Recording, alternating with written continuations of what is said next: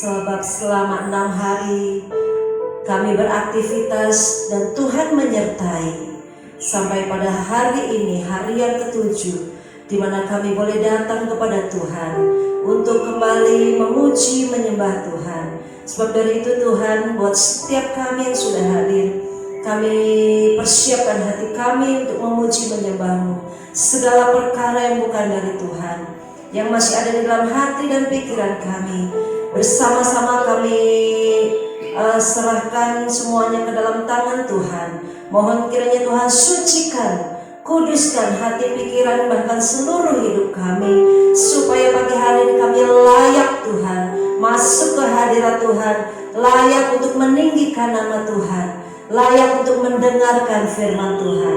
Bekerjalah ya Roh Kudus di tempat ini. Tuhan melawat kami, Tuhan mengurapi kami, dan Tuhan memperbaharui kami. Terima kasih Tuhan, terima kasih Tuhan mempersiapkan setiap hamba-hamba yang mengambil bagian dalam pelayanan pagi hari ini. Urapan Allah dari tempat yang maha tinggi mengurapi dan memberkati mereka. Terima kasih Tuhan, turunlah berkat Tuhan di dalam ibadah kami dari awal, pertengahan sampai pada akhir, sehingga segala puji, hormat, kemuliaan hanya bagi Tuhan saja di tempat maha tinggi. Terpujilah nama-Mu. Di dalam nama Tuhan Yesus Kristus kami berdoa dan kami buka ibadah kami. Haleluya. Amin. Puji syukur hanya bagi Tuhan, saudara. Kalau pagi hari ini kita boleh ada di tempat ini, itu berkat kemurahan Tuhan yang ada di dalam kehidupan kita, yang Dia berikan terus menerus tanpa berhenti. Kita bersyukur kepada Tuhan sebab Tuhan menghiasi hidup kita ini dengan segala kemurahan yang Tuhan punya. Amin, saudara. Oh haleluya.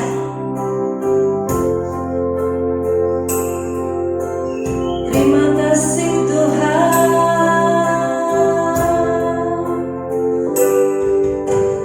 Kau hiasi kehidupanku dengan kemurahan-Mu.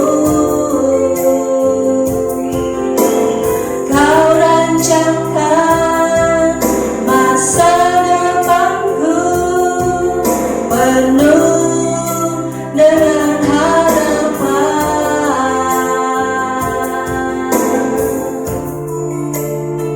Haleluya. Kau hiasi Tuhan, Kau hiasi kehidupanku dengan kemurahan-Mu. Kau rancangkan masa depanku penuh dengan harapan. Aku ada saat ini, semuanya karena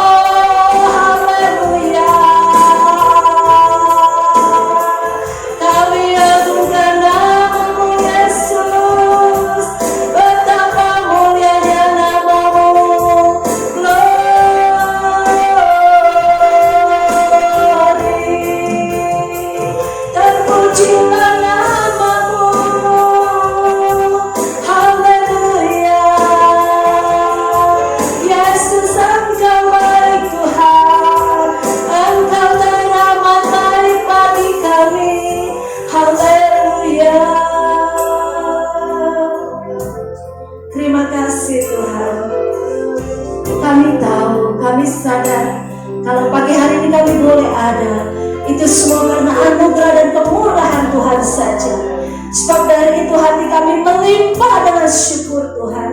Kami berterima kasih buat segala kebaikan-Mu. Oh haleluya Yesus, terima kasih Tuhan. Haleluya. Segala puji bagi nama-Mu Yesus. Haleluya, haleluya. Haleluya, terpujilah nama-Mu. Glory.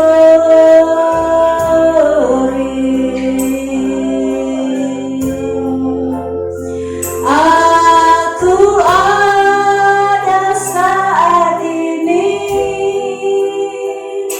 semuanya karena kasih-Mu. Aku hidup hari ini, semua berkat kemurahan-Mu. Terima kasih Yesus, Engkau sangat baik, teramat baik bagiku.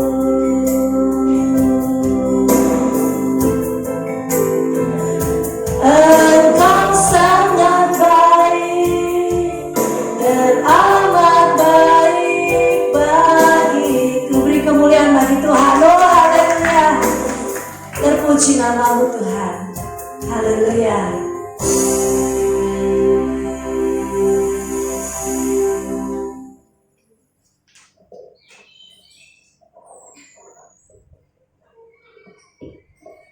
Puji nama Tuhan. Mari kita bersama-sama memuji serta memuliakan nama Tuhan lewat puji-pujian kita.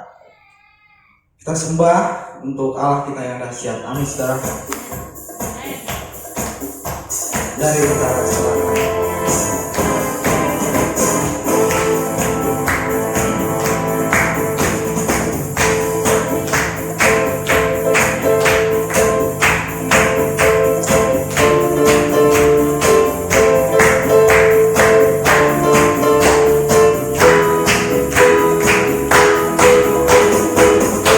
Dari utara ke selatan, dekat hujan bagi Allah.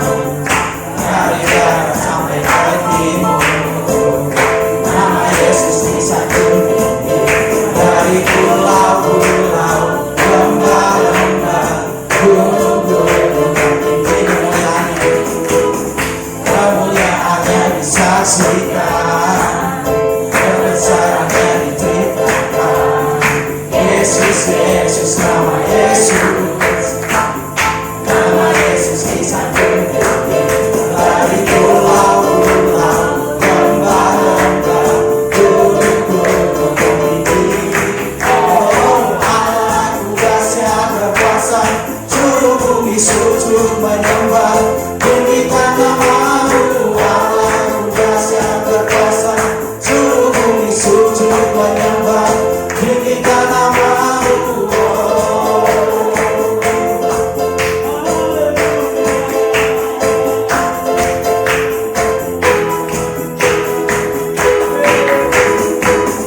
Dari utara ke selatan, terdengar pujian bagi Allah.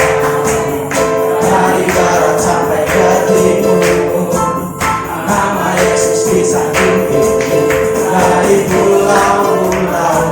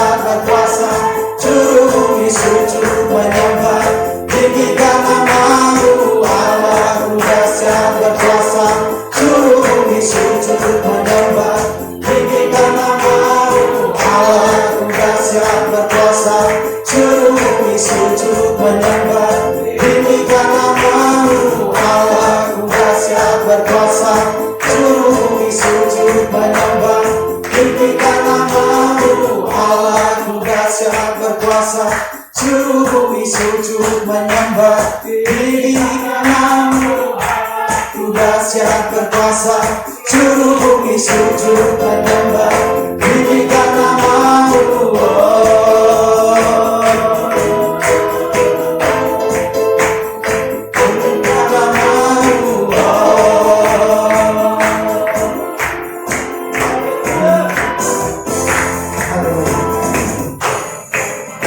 Silakan saudara.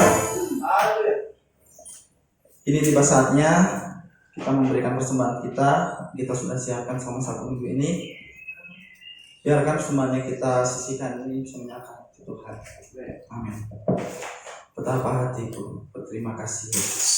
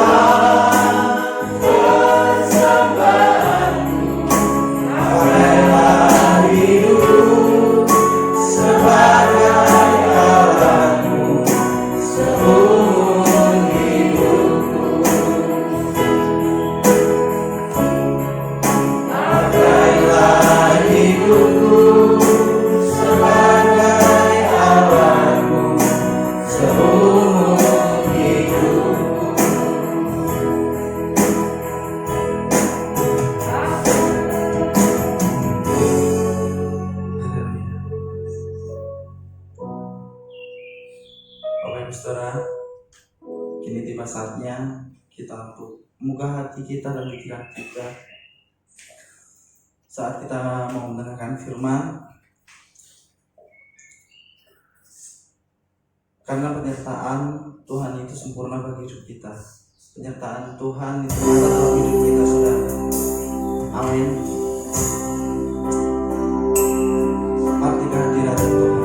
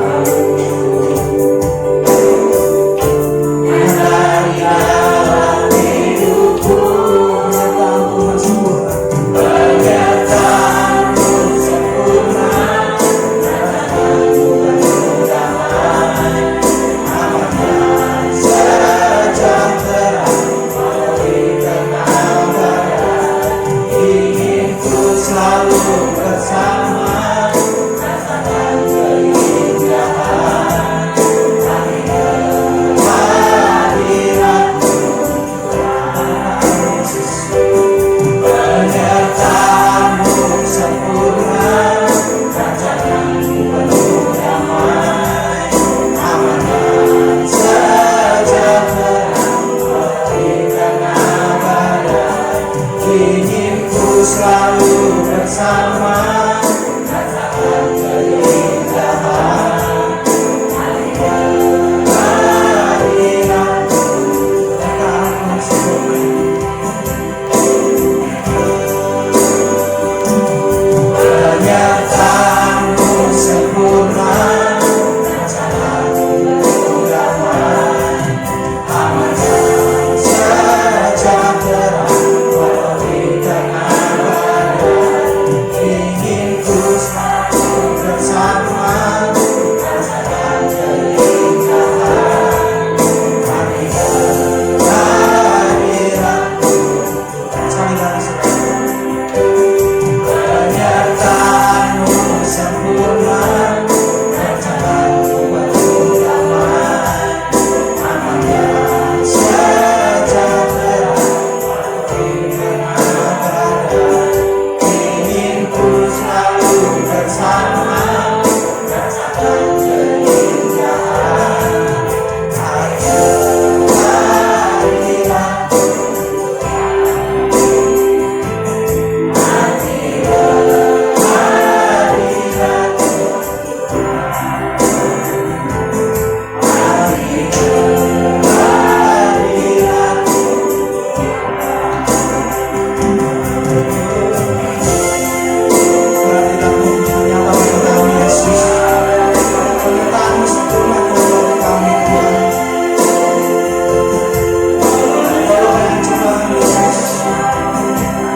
Boleh kami hadapi Tuhan.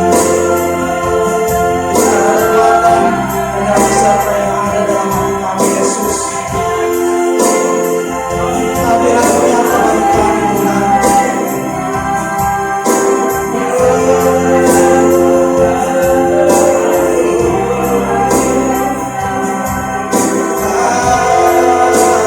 Haleluya, Yesus. Terima kasih, Tuhan. Terima kasih untuk setiap rancangan yang Tuhan berikan dalam hidup kami, Tuhan.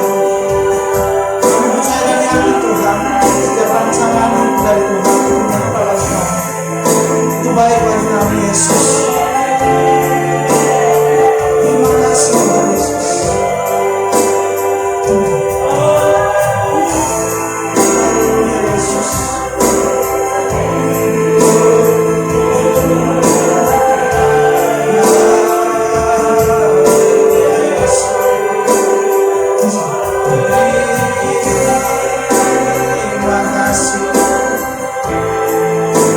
Terima kasih.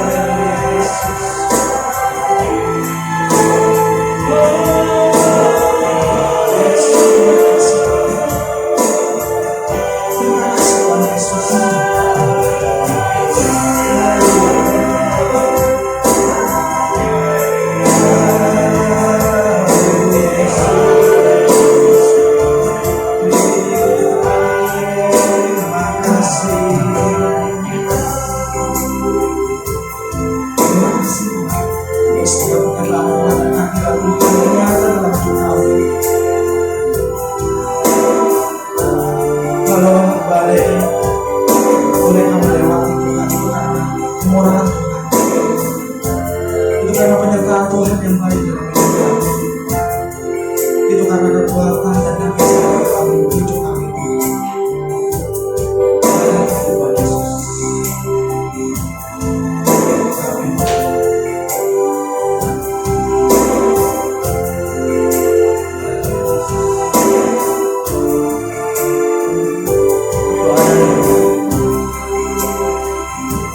Tuhan Yesus. Amin.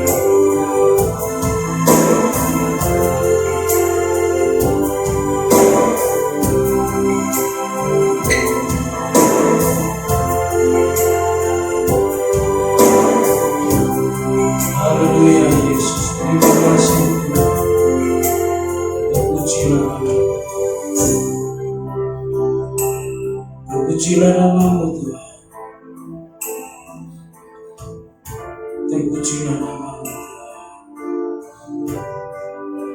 Saat yang kami tunggu-tunggu mendengarkan suara Tuhan. Berikan kami telinga untuk mendengar, hati untuk mengerti apa firman Tuhan. Supaya kami tidak salah menangkap rancangan Tuhan di dalam hidup kami. Sekarang berfirman Tuhan, kami siap menerimanya. Dalam nama Tuhan Yesus Kristus kami berdoa. Amin. Silakan duduk Bapak Ibu. Shalom. Puji Tuhan. Pada hari ini saya akan bicara tentang blessing in disguise, berkat yang terselubung. Bagaimana keadaan saudara? Baik semua? Baik ya, puji Tuhan.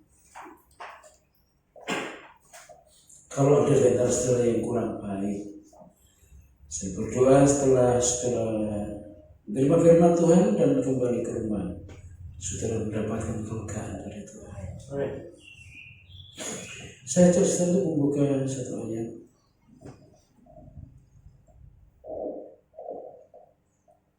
Di dalam Mazmur pasal 31 ayat 20. Mazmur 31 ayat 20 dikatakan seperti ini, saudara. Alangkah limpahnya kebaikanmu yang telah kau simpan bagi orang yang takut akan engkau, yang telah kau lakukan bagi orang yang berlindung padamu di hadapan manusia. Kalau kita memperhatikan ayat ini, ada kebaikan Tuhan yang Tuhan simpan sementara. Sehingga saudara dan saya bisa tidak melihat kebaikan itu. Ini salah satu taktik strategi Tuhan untuk melihat apakah kita tetap bisa melihat Tuhan di balik masalah yang sedang terjadi. Ya, ada kebaikan-kebaikan Tuhan yang tersimpan, yang tersamar, yang mungkin kita sendiri tidak sadar, tidak bisa melihat. Sementara ketika waktu terus berjalan, dan ketika kita menghadapi masa-masa yang sukar dan sulit, kebaikan itu pun terus berjalan. Namun kita kadang-kadang tidak menyadarinya. Ada satu perkampungan yang kehidupan penduduknya bergantung penuh dengan kacang. Dari hasil tanaman kacang itu dijual, dan hasilnya itu yang menjadi pokok pemasukan dari penduduk itu. Jadi turun-temurun ini, dari generasi ke generasi menanam kacang sebagai tumpuan dalam kehidupan mereka. Hasil dari penjualan itu akan dibuat untuk memenuhi kebutuhan mereka sehari-hari. Dan ternyata ini berlangsung dari tahun ke tahun, generasi ke generasi. Tapi kali ini terjadi hal yang lain. Tanaman kacang tidak menghasilkan kata yang baik, atau bisa juga disebut gagal panen. Sehingga gagal panen itu mempengaruhi kehidupan penduduk di situ. Mereka sulit untuk menanam yang lain karena mereka tidak punya kemampuan untuk menanam tanaman-tanaman yang lain selain kacang. Banyak yang mengeluh, banyak yang merasa sulit, banyak yang merasa susah karena panen gagal. Semua orang bingung bagaimana bisa hidup, karena gagal panen adalah gagal pemasukan juga. Saudaraku, ketika pikiran sudah mulai buntu, ketika mereka kelihatannya melihat tembok yang tebal dan tinggi, ada satu hal yang aneh.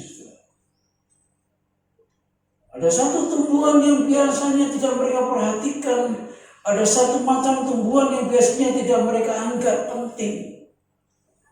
Itu justru tumbuh di mana-mana.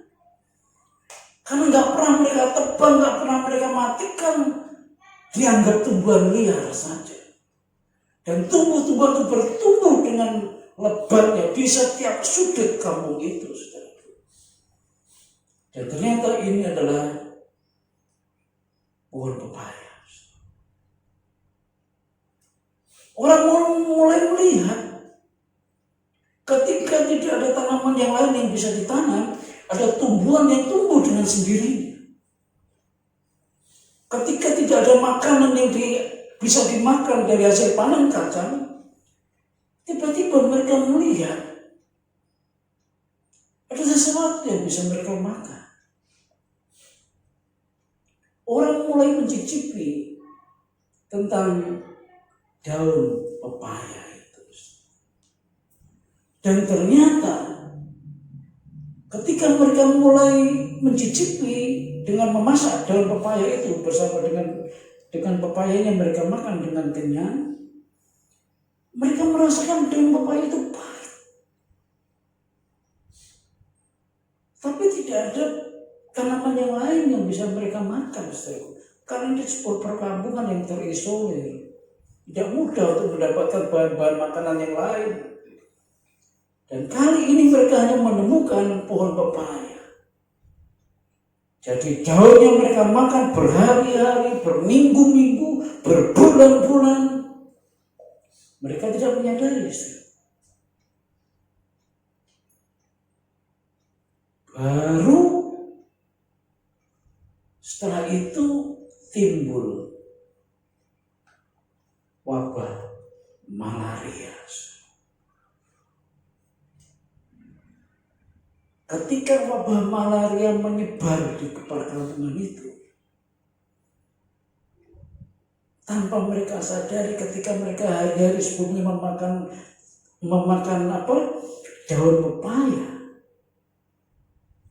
itu akhirnya menjadi obat penawar penyakit malaria. Pahit rasanya. Baru mereka tahu ternyata gagal panen kacang itu membuat satu pertemuan yang baru yang mereka tidak sadari selama ini. Daun pepaya yang mereka anggap selama ini tidak penting, yang kemudian mereka makan berhari-hari, berminggu-minggu, berbulan-bulan, itu membuat akhirnya daya tahan mereka untuk menangkal penyakit malaria mulai kuat dan hebat. Dan tidak ada kematian yang terjadi di kampung itu karena penyakit malaria. Inilah yang namanya berkat terselubung. Kadang kita tidak tahu kenapa kok seperti ini. Kadang kita dibuat khawatir sekian lama kenapa terjadi seperti ini. Ketika kita berharap kepada Tuhan, ternyata harapan kita belum terwujud sampai detik ini. Kadang kita bertanya kepada Tuhan, kenapa Tuhan? Kita akhirnya terfokus dengan masalah yang kita hadapi. Kita terfokus dengan kesulitan yang kita hadapi. Kita tidak melihat jalan lain. Kita tidak melihat cara Tuhan bekerja. Yang hanya kita lihat adalah masalah kesulitan yang kita hadapi. Dan saya percaya, saat badai menghantam, di tengah badai itu pun Tuhan ada. Karena Tuhan menyimpan kebaikannya bagi orang-orang yang takut akan Dia. Sehingga kebaikan Tuhan tidak terlihat, tersamar, tapi terus tetap berjalan. Setelah itu, akhirnya di kampung itu dibuat seperti monumen. bukan kacang lagi, tapi monumen buah pepaya. Nah, saudaraku, sekali lagi kadang kita tidak melihat hal yang baik di tengah yang tidak baik yang sedang terjadi. Mari kita lihat salah satu contoh dari kitab Kejadian pasal 45 ayat 4 sampai 8. Kejadian 45 ayat 4 sampai 8. Saya akan bacakan kepada saudara.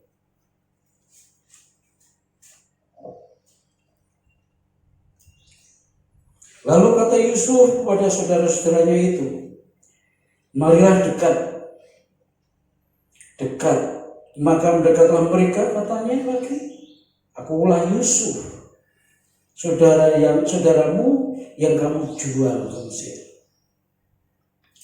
Tetapi sekarang janganlah bersusah hati dan janganlah menyesali diri, karena kamu menjual aku ke sini. Sebab untuk memelihara kehidupanlah Allah menyuruh aku mendahului kamu. Karena telah 2 tahun ada kelaparan dalam negeri ini, dan selama 5 tahun lagi orang tidak akan membajak atau menuai. Maka Allah telah menyuruh aku mendahului kamu untuk menjamin kelanjutan keturunanmu di bumi ini, dan untuk memelihara hidupmu, sehingga sebagian besar daripadamu tertolong. Jadi bukanlah kamu yang menyuruh aku ke sini, tetapi Allah.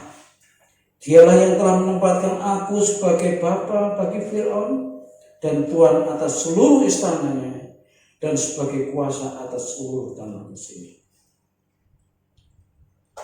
Saudaraku, kita lihat, seringkali kita membaca, seringkali kita mendengar tentang kisah Yusuf. Bagaimana bisa ini terjadi? Yusuf tidak disukai oleh saudara-saudaranya. Berawal dari ketika Yusuf menceritakan tentang mimpinya, bahwa dia bermimpi ada satu berkas gandum yang tetap berdiri, sementara berkas-berkas yang lain yang 11 ikat tunduk ke satu berkas itu. Dan itu diartikan berkas yang tetap berdiri adalah Yusuf, sementara 11 yang tertunduk adalah saudara-saudara Yusuf. Ketika Yusuf menceritakan ini, betapa marahnya kata-katanya. Apa memang kamu suruh kami ini untuk tunduk kepadamu? Saya baca itu. Lalu dia mimpi lagi. Matahari, bulan, dan bintang tunduk kepada dia. Wah, tambah marah saudara-saudaranya. Memangnya orang tuamu kami ini suruh menyembah kamu? Berawal dari situ, maka kebencian saudara-saudaranya semakin menumpuk. Akhirnya dibuatlah sebuah rencana. Mari kita matikan saja si Yusuf adik kita. Dan cerita selanjutnya, Yusuf dibuang di sumur yang begitu dalam dan kering. Bagaimana supaya Yakub bapaknya tidak sedih? Mari kita cari cerita. Yusuf dimakan singa. Kita potong domba, darahnya kita percikkan di bajunya. Lalu mereka menceritakan cerita yang bohong itu, bahwa Yusuf adik mereka sudah dimakan oleh macan atau singa. Mereka cerita kepada Yakub. Antara percaya dan tidak, Yakub mendengar cerita anak-anak. Saudaraku, apakah Tuhan tidak bekerja? Kelihatannya Tuhan diam ya. Ketika Yusuf dibuang di sumur, ketika Tuhan nggak kasih pertolongan, kirimkan malaikat, ya. buat nangkap Yusuf? Enggak ada. Ketika ada saudagar-saudagar yang lewat, kemudian saudara-saudara Yusuf, mari kita jual aja 30 perak. Murah-murahan saja nggak apa-apa. Dijual lah 30 perak. Yusuf diangkat, dijual sebagai budak. Lalu dari saudagar-saudagar itu mereka berjalan ke Mesir dan dijual lah Yusuf di Mesir kepada keluarga Potifar.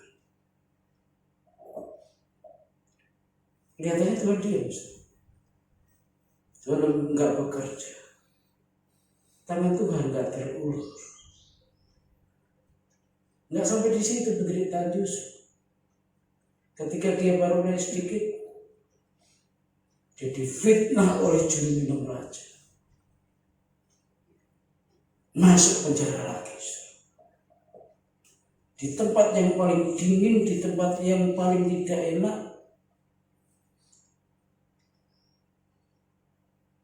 Tuhan juga diam rasanya.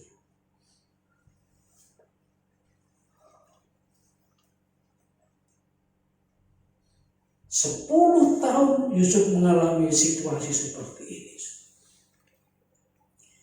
Tidak ada yang menyangka, tidak ada yang mengira, tidak ada yang berpikir, tidak ada satupun orang yang berpikir bahwa itu rencana Tuhan. Tidak ada. Bagaimana mungkin rencana Tuhan dijebloskan di tempat yang paling dalam? Bagaimana itu rencana Tuhan? Orang bebas jadi budak. Bagaimana itu rencana Tuhan? Tidak ada yang pernah berpikir itu rencana Tuhan. Tetapi berkat Tuhan tersimpan buat orang yang berlindung padanya, yang takut akan Dia. Termasuk buat saudara dan saya. Yusuf pun gak berpikir saat itu, saudara. Dia hanya menjalani saja apa yang dia hadapi. Dia jalani saja. Dia jalani dan dia tetap punya komitmen. Dia tidak akan memperkeruh hidupnya. Dia tidak akan menjual hidupnya dengan perkara-perkara yang tidak berkenan di hati Tuhan. Dimanapun dia dan situasinya kayak apa, dia tetap takut akan Tuhan. Bagi orang yang takut akan Tuhan, kebaikan Tuhan disimpan sementara. Dan orang itu tidak akan pernah bisa melihat, termasuk Yusuf. Termasuk saudara dan saya. Kadang kita sudah menangis, kadang kita sudah berteriak, kadang kita sudah berdoa. Tetapi masalah belum ada dalam Tuhan. Tapi kalau kita tetap takut akan Tuhan dan setia kepadanya, kebaikan Tuhan sudah disimpan buat saudara. 10 tahun loh Yusuf mengalami seperti ini. Kalau saudara dan saya jadi Yusuf, sudah sumpah serapah yang keluar dari mulut kita. Tetapi tidak. Diam-diam Tuhan terus bekerja, sekalipun tidak ada satu orang pun yang melihat Tuhan bekerja.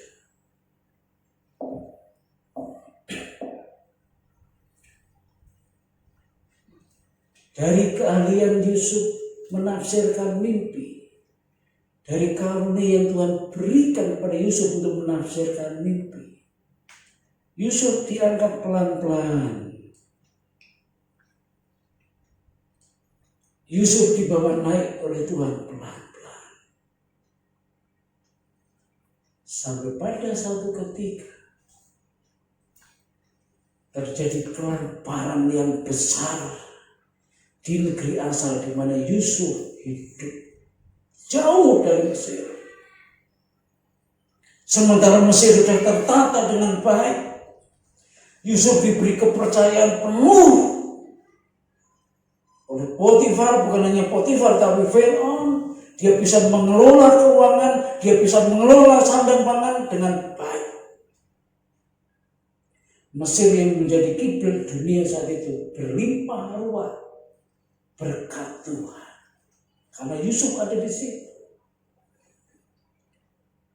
Dan cerita terus bergulir. Ada serombongan anak muda yang datang ke Mesir untuk membeli bahan makanan. Ceritanya kan seperti itu. Mereka tidak sadar yang dihadapi itu adalah adik mereka, si Yusuf, yang sekarang jadi orang kedua di Mesir. Yang bisa memberi izin bahan makanan keluar atau masuk hanya lewat Yusuf.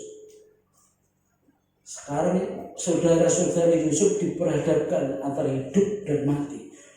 Bisa bawa makanan keluar atau pulang dengan tangan kosong.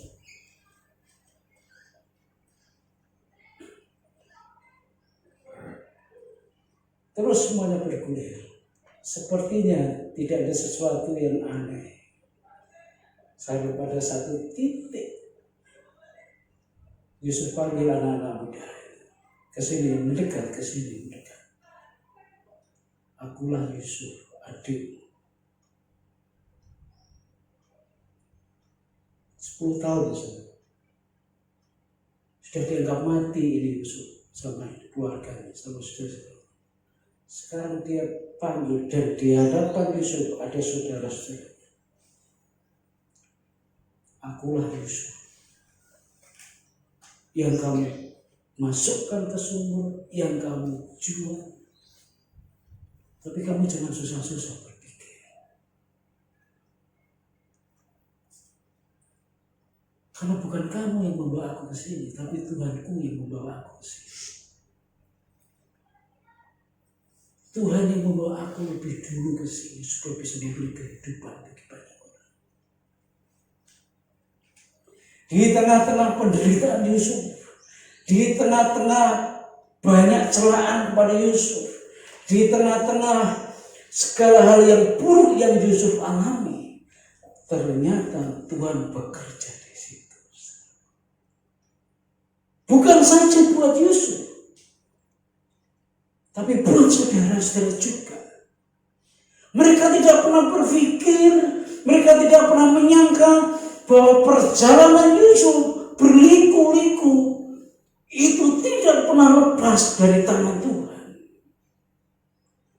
Kalau saudara hari ini ada di tempat yang paling bawah, saudara jangan berkata selesai sudah hidup saya. Kalau saudara saat ini ada di tempat yang paling kotor, jangan saudara berkata habis sudah masa depan saya. Kebaikan Tuhan tersimpan buat saudara dan saya tetap takut akan Tuhan. Sekalipun saudara tidak melihat Tuhan bekerja secara pelan-pelan dan diam-diam. Sampai seperti Yusuf berkata, bukan kamu yang menyuruh aku ke sini, bukan kamu yang membawa aku ke sini, tapi Tuhan yang membawa aku duluan ke sini. Bayangkan Yusuf bisa berpikir seperti itu. Lewat dimasukkan ke sumur, lewat jadi budak, lewat dimasukkan ke tempat yang paling dalam, Yusuf bisa berkata, Tuhan yang membawa aku duluan ke sini supaya aku bisa memberi hidup bagi banyak orang. Luar biasanya Yusuf seperti itu.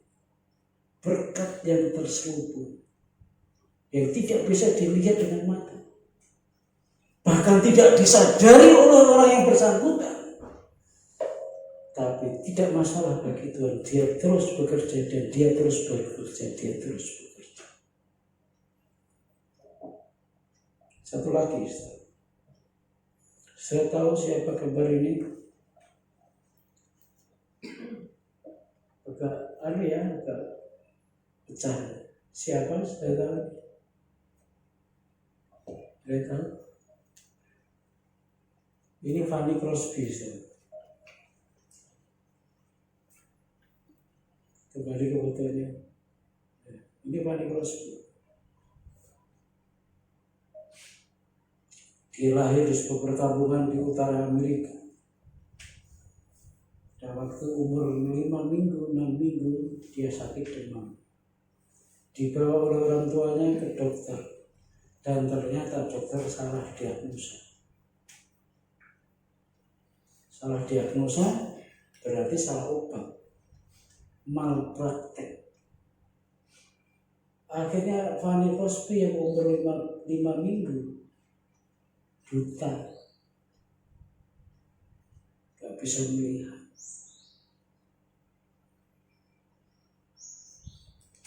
Di tahun itu juga bapaknya meninggal.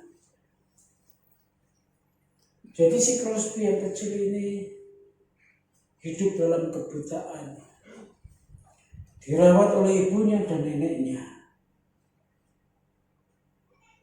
Terus diajar tetap takut akan Tuhan, dibawa ke gereja. Saudaraku, siapa yang menyangka orang yang kita sejak kecil ini bisa menciptakan lagu 8.000 lagu.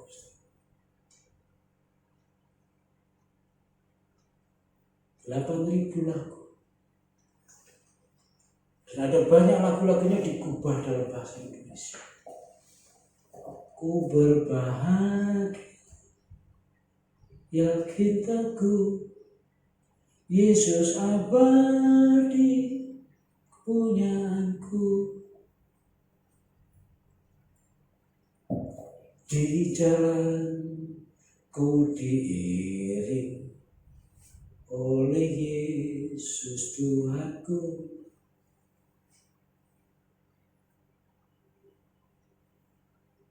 Ribu lagu ditulis oleh dia.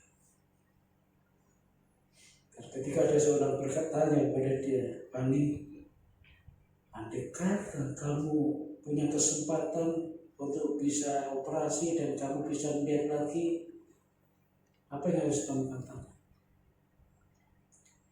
Pani Crosby ngomong seperti ini, biar aku seperti ini saja, sekalipun aku tidak bisa melihat, tapi aku bisa membuat banyak orang bisa melihat Tuhan.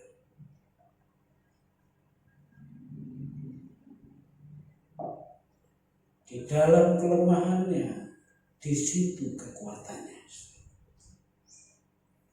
Jangan anggap kelemahan itu beban buat saudara. Jangan anggap kelemahan itu bisa mematikan saudara. Kelemahan itu di tangan Tuhan bisa Tuhan buat menjadi kekuatan saudara. Dia yang tidak bisa melihat dunia, tapi dia bisa melihat surga dengan jelas.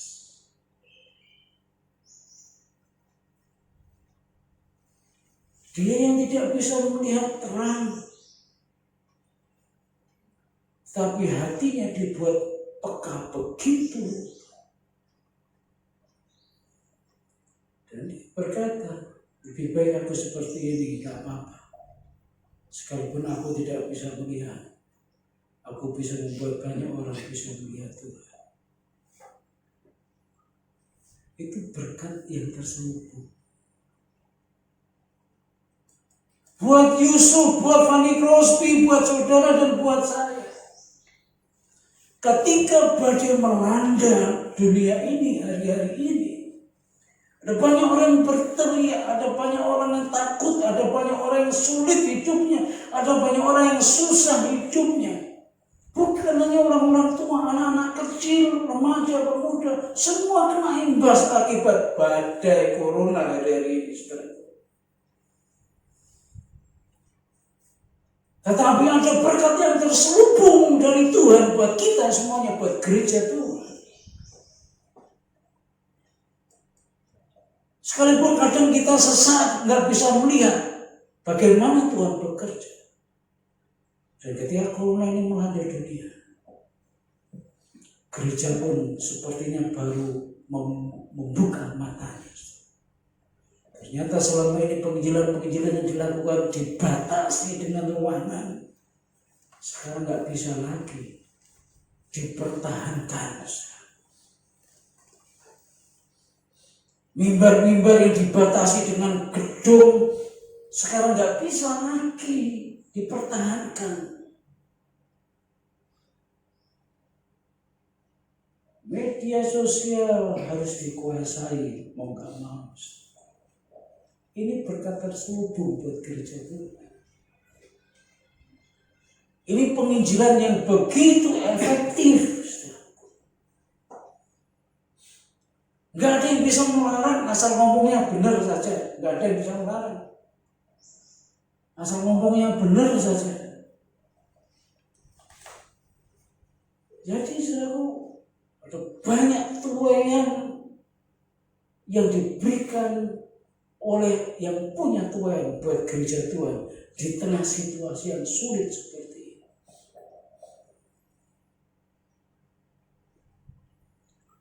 Kalau saya berkhotbah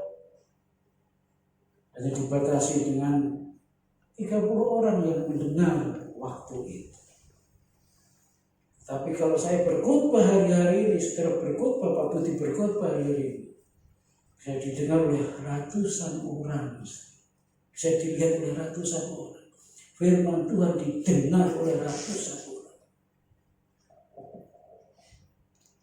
Ini berkat terselubung buat kita yang peka, yang tidak hanya meratap, yang tidak hanya bisa mengeluh. Gereja dibuat melek matanya. Gak bisa lagi mengandalkan omongan, gak bisa lagi. Oleh sebab itu kita mau gak mau harus belajar banyak tentang teknologi, IT. Memang kita gak mahir-mahir amat, tapi sesederhana pun yang kita bisa, kita pakai betul-betul. Kita pakai betul-betul. Dan itulah yang membuat gereja tetap bisa hidup. Kemarin saya baru dengar laporan dari Jawa Timur. Ada pendeta GUP yang kena corona. Baru sekali ini. 2 bulan yang lalu saya pernah cerita, jemaatnya yang kena. Dari orang-orang Jakarta persekutuan yang bersekutu di sana, katanya sudah bawa surat rekomendasi bahwa mereka bebas COVID, sampai sana nularin malah surat. 14 orang kena. Saya bilang ke pendeta ini karena GP, saya bilang tutup dulu ibadahnya. Sebab kalau nggak ditutup dulu nyebar ke seluruh jemaat. Tutup, 14 orang kemudian dikarantina. Sekarang gembalanya kena, anak perempuannya kena, istrinya ini baru diswab, beberapa hari lagi baru ketahuan hasil. Siapa yang khotbah sekarang? Gereja mulai takut, mau hadir takut. Teman saya satu kampung, waktu muda satu permainan, waktu sekolah ini tetap sama-sama baik. Ketika lulus dia tetap di Padi, saya Bogor. Dia jadi gembala jemaat di Padi. Dan ketika corona, saya lihat terus YouTube, dia yang paling sering berkata seperti ini.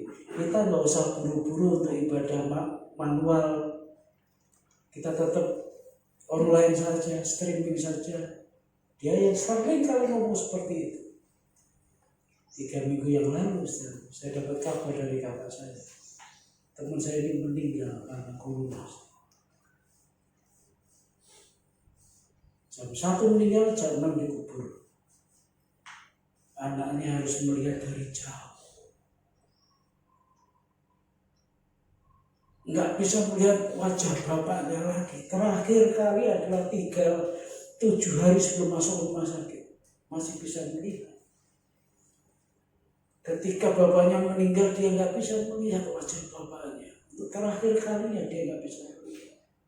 Hanya beberapa jemaat yang melihat dari jauh. 3 minggu yang lalu. Dan sampai sekarang gerejanya ditutup. Nggak boleh ibadah. Padahal itu gereja besar. Jemaatnya kita 300-400 orang.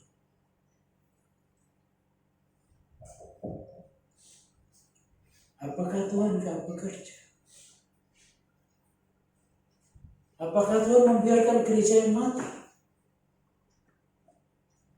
Ternyata tidak. gereja ini tetap mengabarkan kabar baik sekalipun tidak lewat gedung. Sekalipun belum bisa berkumpul seperti kita, tapi tetap mengabarkan kabar baik. Dan saya lihat viewernya, siapa yang melihat, tetap ratusan. Gereja nggak bisa lagi mengandalkan gedung. Mimbar-mimbar seperti ini sudah mulai tidak berlaku lagi. Dan gereja harus paham, ada berkat yang terselubung di tengah situasi yang tidak baik seperti ini. Saya harus belajar, saudara harus belajar. Bagaimana teman-teman kita yang tidak bisa hadir supaya tetap bisa beribadah, supaya bisa tetap tayang di YouTube. Kalau saya ingat pertama kali gereja kita online, karena kita nggak ibadah seperti ini, saya lihat kualitasnya. Baru ditayangin aja, di WA sudah berkata, nggak ada suaranya. Nggak ada suaranya, kemeresak. Pertama kali, kalau nggak salah 23 atau 27 Maret, saya ingat betul. Saya kasih kemah hanya sesaat. Hanya sesaat itu 27 Maret. Sampai sekarang sudah 6 bulan lebih ya. Sesaatnya belum selesai. Tapi saya lihat kualitasnya semakin hari semakin baik. Ya, terus terang saya terima kasih buat Claudia. Di dalam keterbatasan yang dia miliki, yang dia punya, dia berusaha tampilkan semakin baik. Gak apa-apa, kadang kita jelotot gak apa-apa kalau dia. Tetapi hatimu kan mengatakan bahwa yang terbaik yang akan kau tampilkan itu bagus. Bukannya awal-awal kamu gak punya kemampuan untuk ini. Lalu saya dikasih komputer PC sama si Henry yang baru menikah kemarin. Saya lihat dalamnya, itu isinya edit video, buat video, macam-macam isinya. Belum kita pakai. Saya lihat dalamnya, ini yang kita perlu, komputer ini yang kita perlu. Bagaimana membuat suara saya ini bisa bersih dan lebih bagus di situ bisa. Dia bilang, Pastor, ini saya punya komputer yang gak saya pakai. Mohon maaf. Mau terima gak? Loh, ya mau loh. Terakhir dia sebelum menikah, dia bawa komputernya, bawa apanya itu, monitornya. Kemudian dia kasih tahu, ini buat edit video, ini buat macam-macam. Wah, puji Tuhan. Kita dilengkapi, kita nggak pernah berpikir. Justru muncul ketika corona terjadi. Laptop saya ketika mau dipakai ibadah minggu tahu-tahu ngeblank, nggak bisa ngangkat sama sekali. Ibadah jadi kacau. Bayangin, kita sudah terbiasa bergantung sama LCD. LCD-nya bisa hidup, komputernya nggak bisa hidup. Nah, akhirnya kan kembali kita ke seperti awal-awal, nggak boleh tergantung dengan sarana, kan? Bagaimana kalau saat ini saya ngomong kemudian listriknya mati? Ini alat musik tidak bisa dipakai semua nanti. Kembali kita harus mengandalkan di atas. Nah, setelah namun demikian Tuhan tidak pernah tutup mata buat kita semua. Dia berikan, dia siapkan berkat yang masih dia simpan buat kita. Gak tahu ke depan berkat apa lagi. Di tengah-tengah situasi yang tidak baik, di tengah badai corona, di tengah badai kehidupan, ada berkat terselubung yang dia simpan dan Tuhan siapkan buat kita semua. Seperti Yusuf, seperti Fanny Crosby, seperti yang lain. Jadi hidup itu tidak perlu sering-sering patah semangat, nggak boleh sering mudah menyerah, nggak boleh. Karena di balik kesulitan itu Tuhan tetap bekerja di dalamnya. Tetap semangat, tetap sukacita. Sekalipun saudara dan saya tidak melihat saat ini bagaimana Tuhan bekerja, berkat apa yang Dia simpan buat kita. Tetapi sambil kita berjalan, sambil kita menghadapi situasi yang tidak mudah ini, itu juga berkat Tuhan, saudara. Berkat Tuhan betul-betul. Ya, saya merasakan Tuhan berkati saya, berkati keluarga saya, berkati gereja ini, saudara. Ada banyak orang yang masih belum bisa beribadah seperti ini. Tetapi kita diberi kesempatan untuk beribadah. Dan prosesnya juga nggak sulit. Saya buat surat permohonan di kelurahan, kecamatan, tebusan gugus kesehatan. Saya bawa sendiri. Ya, saya taruh sendiri. Sama istri saya bawa ke gugus kesehatan pusat di Bogor itu. Sebelah rumah dinasnya Pak Wali Kota. Ngomong, nggak lama boleh dicek, langsung ke sini, dicek betul-betul. Setelah itu muncul surat rekomendasi.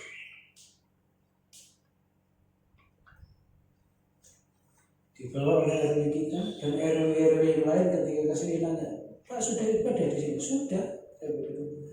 Loh kok di gereja di atas belum? Ya nggak tahu saya. Itu ada surat-surat urusan, ada. Urus saja di kecamatan gitu. Lalu saya suruh baca ya Pak di jendela itu surat rekomendasi itu dari Pak Camat bahwa kita sudah boleh membuka ibadah, tapi tetap protokol kesehatan harus dijalankan. Oh dia baca surat itu RW bukan RW kita. Oh gitu ya Pak. Oh gitu saya nanti kasih tahu gereja yang di atas supaya ngurus seperti itu. Ada banyak gereja yang nggak mengurus, ada banyak gereja yang diam-diam. Kalau diam-diam itu sulit sih. Tahu dipermasalahkan ada suratnya nggak ada, ditutup benar. Ya. Dan kita mau susah-susah sedikit, kita mau hadapi saja masalah yang sedang terjadi. Dan kalau kita mau melangkah, Tuhan pasti beri kemampuan kita untuk berhasil. Melangkah dulu saja bersama Tuhan. Pasti Tuhan beri kemampuan saudara dan saya untuk berhasil. Ada berkat terselubung buat kita yang disimpan Tuhan. Sekalipun saudara dan saya tidak melihat, tetapi percayalah Tuhan tetap bekerja. Amin. Haleluya. Terpujilah namamu. Terima kasih Tuhan. Kami bersyukur untuk pagi hari. Di tengah-tengah situasi yang masih belum baik, kami tetap yakin Tuhan tetap bekerja di tengah situasi seperti ini. Bagi setiap kami yang berharap terus kepada Tuhan dan takut akan Tuhan, ada berkat yang tidak bisa kami lihat dengan mata, yang Tuhan simpan dan Tuhan siapkan dan Tuhan berikan pada waktunya buat kami. Sebab itu jangan biarkan kami menyerah. Jangan biarkan kami putus asa. Biarkan kami terus bersemangat menjalani kehidupan kami hari-hari bersama dengan Tuhan, bersama dengan keluarga kami masing-masing. Tuhan memberkati kita semuanya.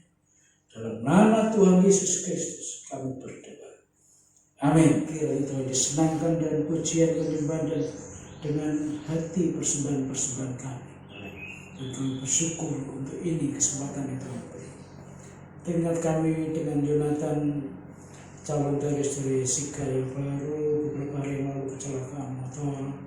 Tuhan tolong dia.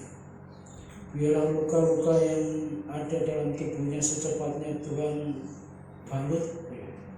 Dan kiranya kuasa darah Kristus menjamahnya, membungkusnya sehingga tidak ada luka-luka yang lain yang membahayakan.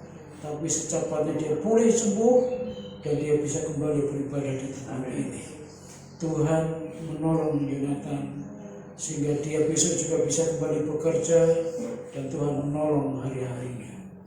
Kami juga berdoa buat saudara kami yang lain yang mungkin ada di antara mereka yang sedang merencanakan membuka usaha baru. Kiranya sebelum mereka melangkah, Tuhan ikut serta di dalam. Sehingga Tuhan tetap ikut bertanggung jawab dengan usaha yang mereka akan buka. Sekalipun di tengah situasi yang seperti ini, tetapi Tuhan tidak pernah kehilangan cara buat menolong setiap umat yang berharap kepada Tuhan. Biarlah mereka yang sedang membuka usaha baru, Tuhan topang dan Tuhan nyatakan jadi sesuai dengan kehendak Tuhan. Bagi jemaat-jemaat yang masih bekerja, biarlah mereka mengucap syukur dengan kepercayaan yang masih Tuhan beri. Dan biarlah setiap hasil yang mereka terima, mereka juga mengucap syukur. Dan Tuhan cukupkan apa yang Tuhan berikan pada mereka, sehingga mereka tetap bisa hidup di tengah kesulitan yang sedang terjadi. Karena Tuhan memberkati pekerjaan jemaat. Bungkus setiap pekerjaan yang mereka tangani, supaya tidak ada orang-orang yang mengambil keuntungan dari pekerjaan itu. Berkati setiap atasan mereka, biarlah lewat umatmu yang bekerja di bawah mereka, mereka juga boleh diberkati Tuhan. Seperti Potifar, adanya Yusuf di sana, Mesir diberkati Tuhan.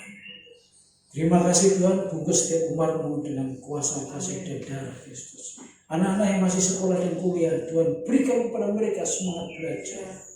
Kesulitan yang mereka hadapi, justru di situ Tuhan akan berikan kemampuan yang lebih kepada mereka. Terpujilah namamu, kami bersyukur dalam segala situasi yang ada.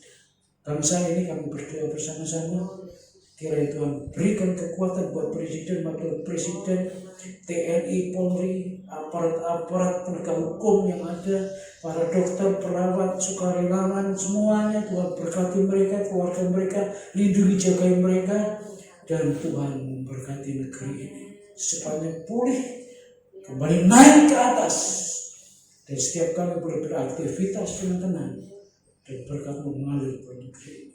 Terima kasih Tuhan, kami bersyukur. Jika ada yang sakit, Tuhan jamah dan sembuhkan mereka.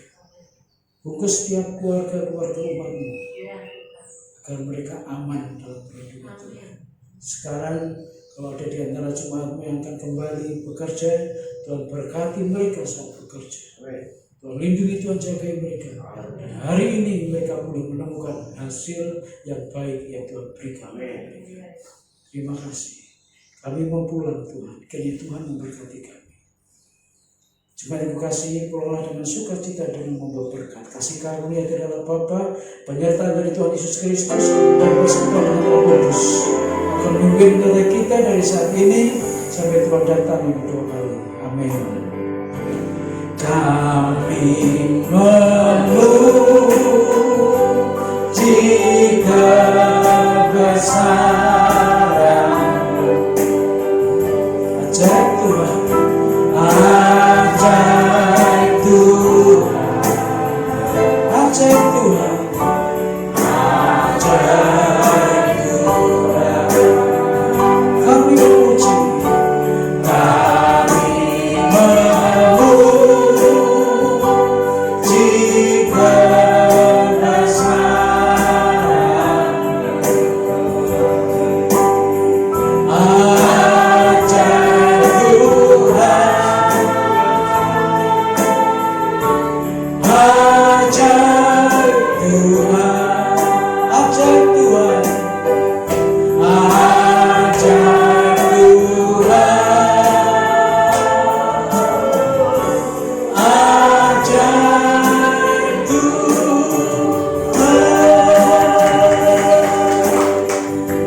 Tuhan memberkati. Hampir saat teduh.